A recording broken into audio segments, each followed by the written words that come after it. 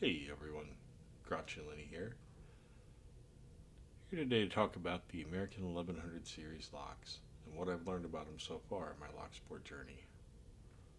Some pickers love them, some pickers hate them, but most respect the level of challenge that it presents to beginning to level pickers as they're moving into intermediate level locks. Um, what is the 1100 series locks? It's a lockout tagout safety lock with an aluminum body and boron alloy chrome plated shackles. These are not meant for protecting your valuables. These are meant to protect equipment on work sites. That when the equipment is being worked on or something like that, and it's a hazard if the equipment were to be activated. Um, it would be a hazard to the employees. So you use these locks to lock down the controls and prevent them from accidentally being um, utilized when it could be a hazardous situation. So that's why they're aluminum bodies. They're not meant for to avoid destruction necessarily. You'll see they don't have very thick shackles. Generally, they're intended for safety and not security.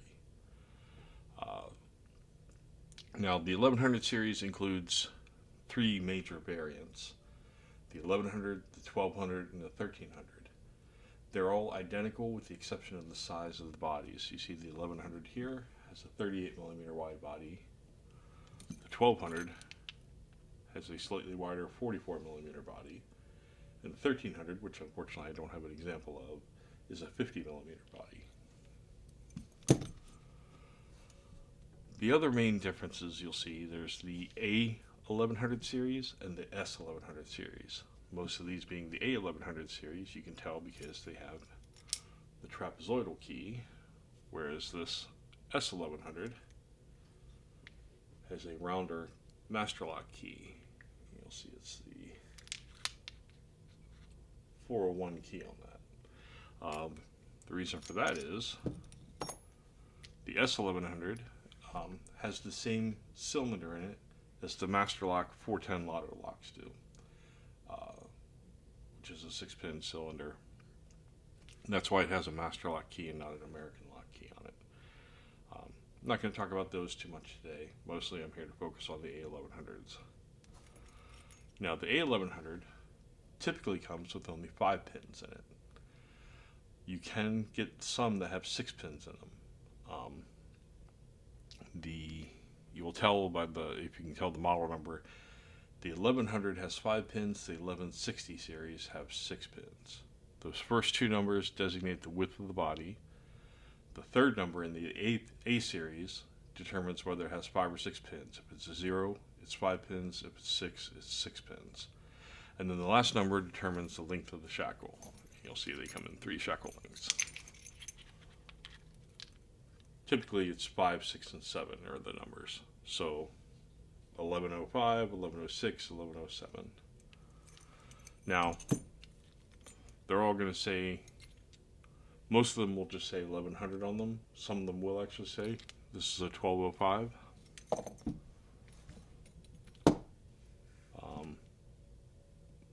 This one does say 1105, but most of the newer ones will just say 1100 on them, regardless of the shackle length. The way you'll tell the difference of the number of pins is by looking at the keys and then count the bitting and see if it's 5 or 6 pins. If you have a key accessible. If not, you're going to have to get in there with a pick and feel the number of pins, count them manually. The vast majority are going to have 5 pins, but there are some out there with 6 pins in them. Quick security review on them. Again, they're not meant for security, so they're fairly intermediate, but they do have some security features in them. They are ball bearing engaged actuators, which prevents shimming. And newer models will have a security wafer between the cylinder, at the back of the cylinder, and the actuator. And it's just a thin round disc that prevents a driver from going up in there and turning the actuator, which is called a bypass driver. The older models, like this one, do not have that wafer and are very vulnerable to the bypass driver attack. Um, they do have security pins. Uh, they have serrated pins, serrated spool pins, and serrated key pins. So that makes reverse picking. The serrated key pins and serrated pins make reverse picking very, very difficult. And they add to the complexity of picking as well. As far as cons for security, again, the older models don't have the security wafer, and you can just get a bypass driver in there, pop it in, and very quickly pop the older locks open. They also have a very wide open keyway. You'll see they're not very paracentric, so they don't prevent much challenge to picking as far as being able to get through warding pretty easily. There's very little warding on these. Wide open keyways, which allows you the ability to get in there with steeper picks, which is handy when you have high-low cuts on the bitting that are preventing you from getting the open because of oversetting. And again, they're aluminum body, and the shackles are not very thick, so they're not the most secure lock, and again, that's not what they're intended for. Anyway, that in a nutshell is kind of an introduction to what the 1100 series locks are. Let's move on to picking. I usually recommend using a 50 thousandths or 1.2 millimeter top of keyway tensioning tool. Generally, you're going to see people recommend very light tension on these, and the reason for that is the serration. The serration makes it very easy to overset because you're hearing a lot of clicks. You don't know which ones are real clicks from the pin setting and which clicks are serrations, just moving through and clicking as they pass the shear line. So you're going to see a lot of people recommend use very light tension. See, I'm just passing the pick right between my finger and the tensioner. That's the conventional wisdom. I recommend you follow that because as you're moving from beginner level locks, you're moving from white, yellow, orange belt locks, you're getting into like green and blue belt locks. You can get away with a lot of them. You can still get away with pretty medium to heavy tension, which is a habit that most beginning pickers use more tension than they really need to. But once you get beyond the blue belt locks, heavy tension is not going to serve you well. You're getting into much trickier security pins, and light tension is going to be your best friend there. Also, I recommend taking your time picking. Don't, you see a lot of the fancy lock picking videos where people are just speeding through, and that's fine because they've learned the lock, they learned the bidding order and things like binding order and things like that on the lock they're working on, and they've opened the lock multiple times. But when you're learning, I recommend you take your time. That will prevent you from oversetting as you're hitting these serrated pins, and it will provide a better sense of feedback in learning the locks. So again, you're going to see me picking this. I pick this lock a lot of times. You're going to see me picking this faster than I normally would. Also, you're going to look for false sets on this, which means that you've reached a spool pin. You've probably hit a spool pin here or there before, but you're going to find a lot more spool pins on the green belt locks than you probably did on orange belt locks. So make sure you feel for that counter rotation. That means you've got a spool pin, and then you need to go hunt the spool and work through it.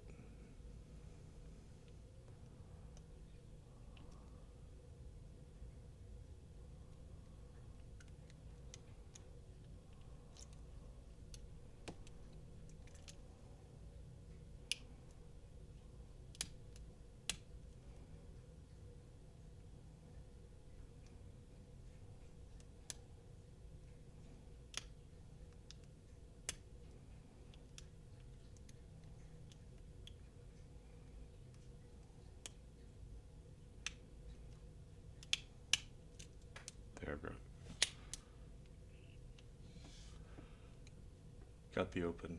Um, Now, here's the trick to picking 1100s. If you've fought with 1100 before and you've gotten into like some deep false sets and then you can't get anywhere from there, because you're using lighter tension, um, there's a little trick on the 1100s, and that is that it takes way more tension to turn that. There's a very strong actuator spring inside here, and it takes way more tension to turn that cylinder than it does a lot of other locks. So if you're getting, every time you get a false set on the 1100, you should check when you get a false set. Let me get back there again.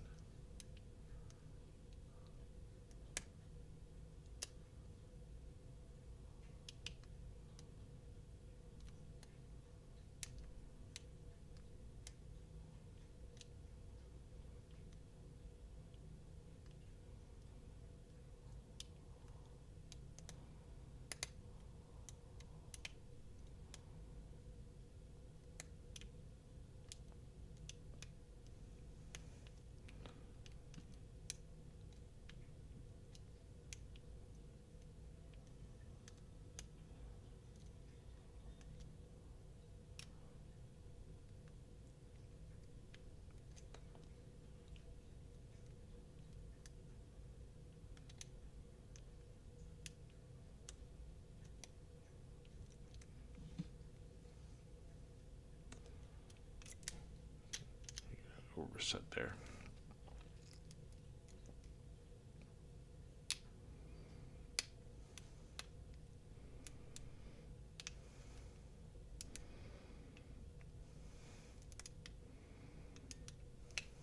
There. So I've got a false set. You get the false set, you're going to want to pull on that tensioner.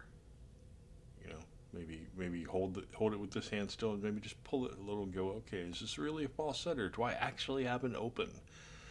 Because a lot of people who are working as 1100s get into these deep false sets, and then they can't get anywhere, and they're stumped, and they're like, what's going on? And in the reality, they've already got it open, but they don't realize it because they're not putting enough tension on here to check. And because you're picking with light tension to avoid oversetting with the serrations, you're not giving it enough tension to actually turn that core. So when you get a false set, check it. You know, keep this hand in place so you don't lose your tensioner, but just kind of check it. Okay, it's really not turning. This is definitely a false set. Then you go in, hunt that spool, and there you get your turn, and you have your open. All right. Now that we picked it, let's gut this bad boy. All right. So we got it open. I went ahead and closed it, put the key back in, just to make it a little easier to do the gutting. But here's what you're going to need for the gutting. You're going to need a Phillips screwdriver. You're going to want a pinning tray. I strongly recommend using a shim, and I'll explain why later. But especially if you're a new picker and you're new to gutting, use a shim. It's a good practice to be in. Here's some pinning tweezers. There's a small plug follower. If you don't have a plug follower, a AAA battery will work for the American 1100 series. And I like using a gutting wrench to get the C-clip off. So we're going to open it up, and down there is a Phillips head screw. You're going to want to pull that out. I like to put my pinky on the trap to hold that while I'm getting the screw out. And you just let the retaining pin drop out.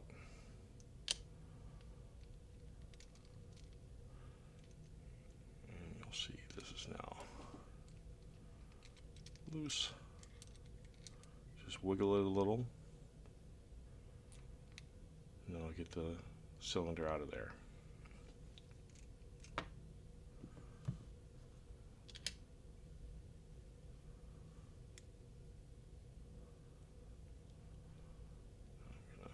sure it's in the lock position. Get that trap door up there. I'm going to put the key back in here.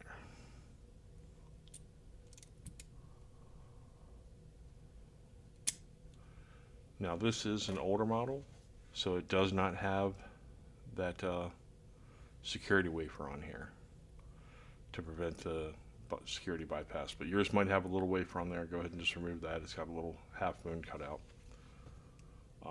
If you don't see it, it might be on the actuator down in there, so just be careful of that when you're reassembling. Now the first thing we're going to do, I'm going to warn you, do not turn the key 180 degrees. The reason for that is this cylinder is drilled right through to the bottom, and if you turn that key 180 degrees, your key pins are going to fall out these holes, and that's going to cause some problems. And the security, the driver pins and springs could force their way through the you see where it's kind of open on the bottom, so you can end up with a bit of a gutting disaster if you do that. Ask me how I know. Go on, or just watch my first gutting video where that's exactly what happens. I dump all the key pins out and I have to go through and sort them. So be careful not to rotate this core 180 degrees during the gutting process. First, let's remove that C-clip.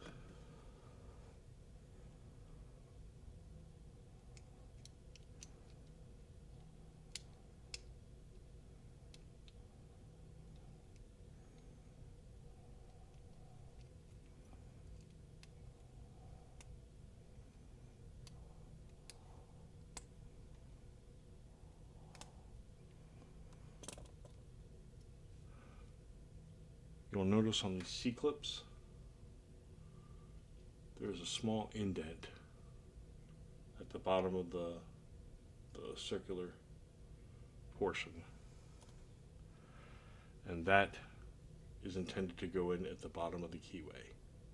So when you're reassembling, make sure you put it in with that indent in the bottom of the keyway, otherwise the C-clip won't go all the way back on.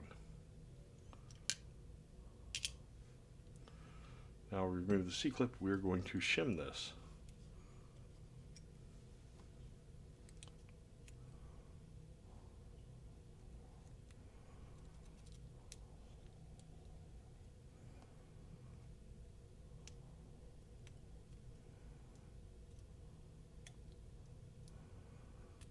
You can rotate the key if you're having trouble getting the shim in there.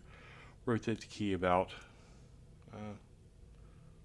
was that 30, 45 degrees in the neighborhood. Now, part of the reason we're shimming is, and I'll show you this once we get the core out.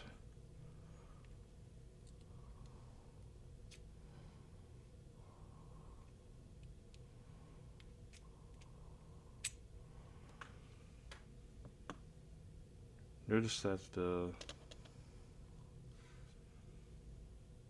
core is pinned with 5 key pins, but there's a 6th hole there because this same core is sold either as the APTC 12 or the APTC 14. The cylinder, that is sold as the APTC 12 or APTC 14 parts numbers.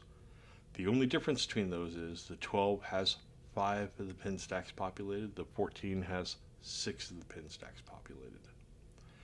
Because there's only 5 of these pin stacks populated, if you are not shimmed and you remove this core with the key facing straight up, one of the security pins from stacks 1 through 5 can be forced down into that empty hole while you're trying to pull it out. And that could potentially break the lock and cause you some problems that you're going to have to work through to fix it. So I strongly recommend you shim when you're starting out, and that's also why I rotated the cylinder, or rotated the core about 30 degrees, 45 degrees before I pulled it out. Those two things will prevent that from happening, but I like to be cautious and do both.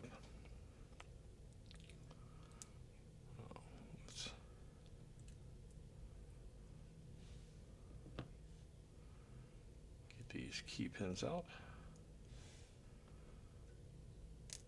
There's 1, 2, 3, 4, and 5. I'm going to turn these so they're in the right position to show up the pin stacks.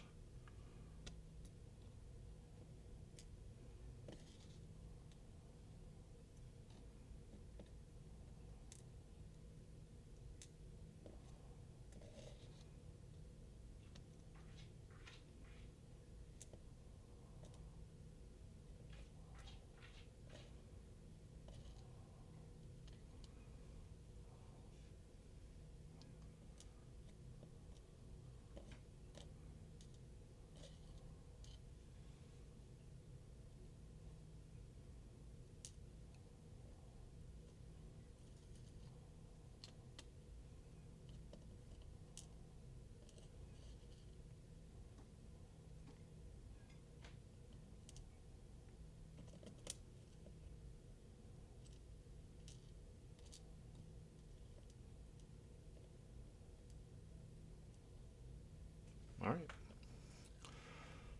I'll pull the shim out, and we're going to get the security pins out of here.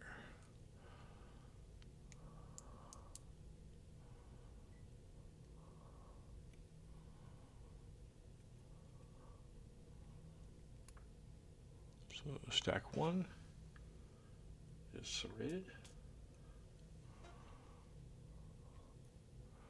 And when you're cutting these, it's if you're going for the belts, where you want to make sure that you reassemble them correctly, take your time, do it 1 pin at a time, pay attention to the orientation of the pin, and put it in the stack accordingly. So you see, when I'm taking these pins out, you'll see I'll rotate them, because what's coming up first is the bottom of the security pin. When I put them back in, I'm going to do the same thing. I'm going to make sure the bottom ones are facing up, since I've got the Bible upside down. On these lower security locks, it does not matter, but as you move up to higher security locks, the orientation of the security pins, the driver pins, does matter. So it's a good habit to be in.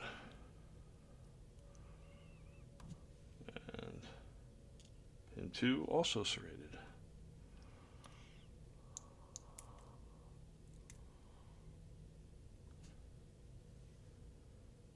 Pin 3 serrated.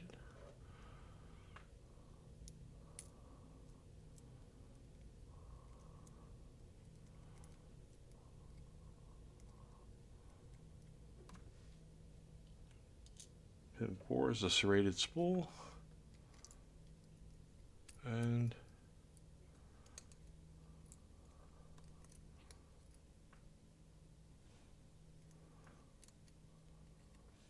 pin 5 is a serrated spool. Now I'm not going to take the springs out today, but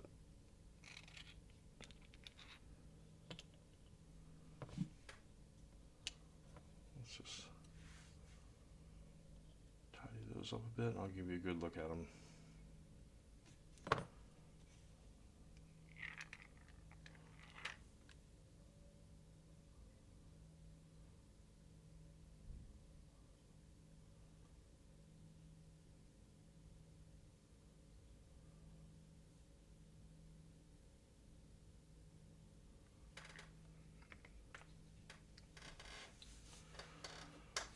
All right, so that's disassembly. Let's reassemble this.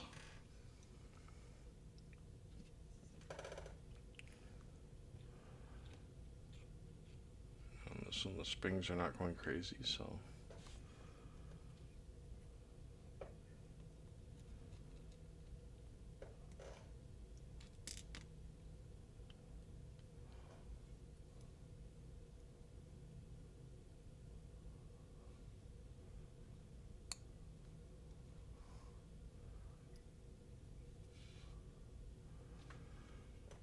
And remember on this that pin stack 6 is not populated, so do not put pins into pin stack 6 while you're reassembling, unless you have a 6-pin version. But most of you will be picking the 5-pin version. So remember to leave pin stack 6 unpopulated, or you're going to have a bad time.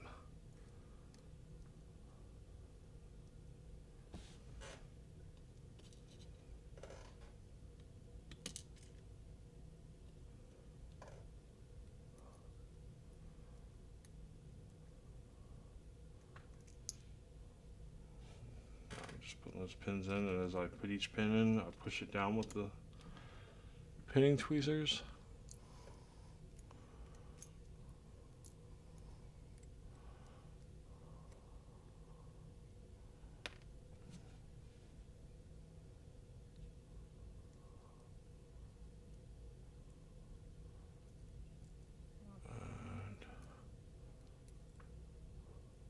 And I push the plug follower up to cover the core,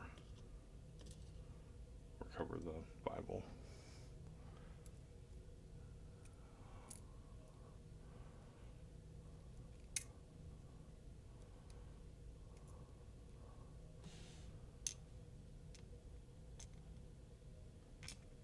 Pardon me, I haven't had my coffee yet this morning, so I'm moving a little slowly. There we go. We have all our security pins back in the Bible. Now we're going to get our core, place the key pins in.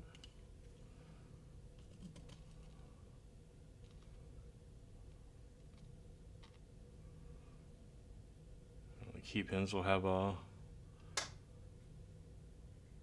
rounded end and a flat end, so make sure the rounded end goes in first.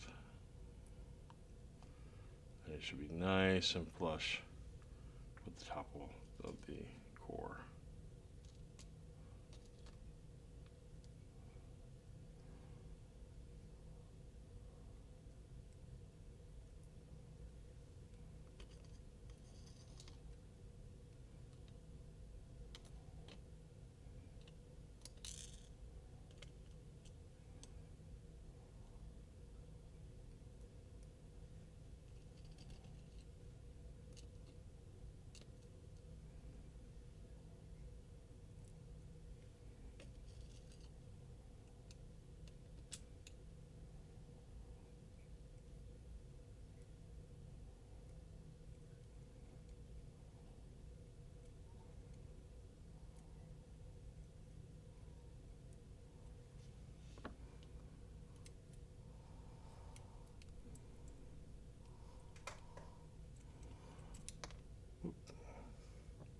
There we go.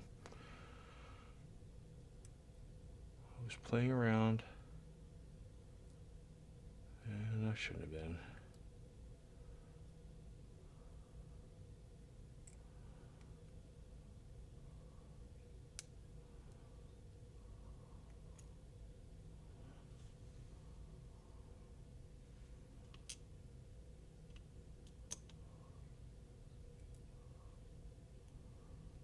That's all right. You just remain calm.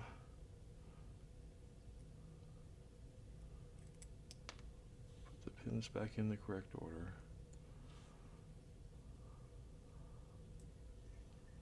Make sure they are nice and flush with the top of that core.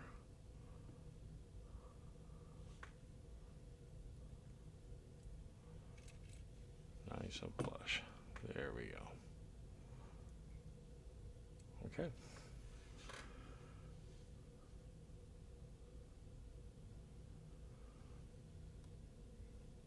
Now we're going to, you'll notice the Bible is notched there. That's the front of the cylinder. So we're going to put our key back in. You know what? Oops.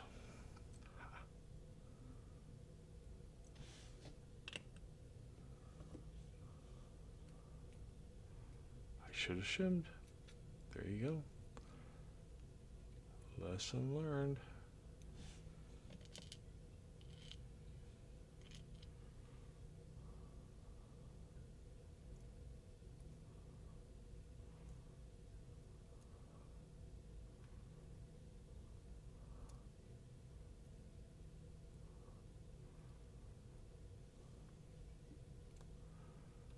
And again, coffee. So here's the thing, when you're gutting, sometimes things are going to go wrong. That happens. Sometimes guttings go sideways. The important thing is to remain calm. Think your way through it.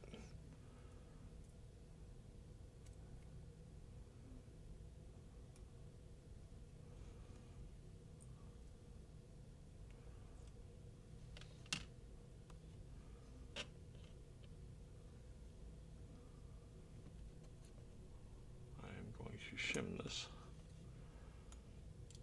again to make sure this goes smoothly. And I just want, there we go. I just want to make sure that there was the key pin in there. It's so small. I wanted to make sure I couldn't see it in there, so I want to make sure it was there. All right. So we're going to put this back in. Again, I got it rotated and I've got this thing shimmed. So there. Now it should go smoothly. We got the plug follower out. We're going to take the shim out. And at this point, we should be able to get the key in there. And we should be able to turn it pretty freely.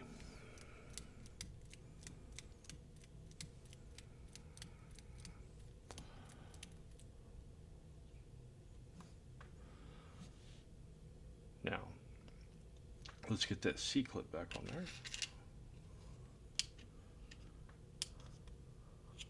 And again, that C-clip will go back on like so.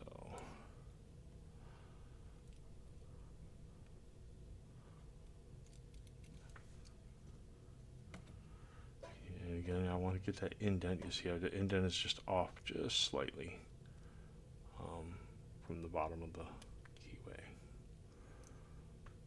So I'm going to try and there. Rotate that around. It snaps into place and the C-clip fits on there nicely. Now I'm actually taking advantage of this opportunity, put a different core in this lock, so at this point I'm going to swap in. But normally you would just put that one right back in here. At this point, you'll take the key out, you'll put the cylinder in there. The Bible of the cylinder should be to the right or clockwise of where this post is going to go. That's very important. If it is to the left, and it's possible to put it back in to the left, you're going to have a problem. It's going to be very difficult to get it back open even with the key. So the Bible should go to the right or clockwise of where that retaining pin is going to be. Put that in here. There's a little notch here in the retaining pin, so the pin will only go in one way. You might need to rotate it a little so it's flush.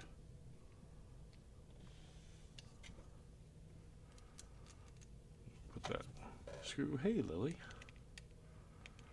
She's decided to come and see what we're up to. We're going to put the screw back in.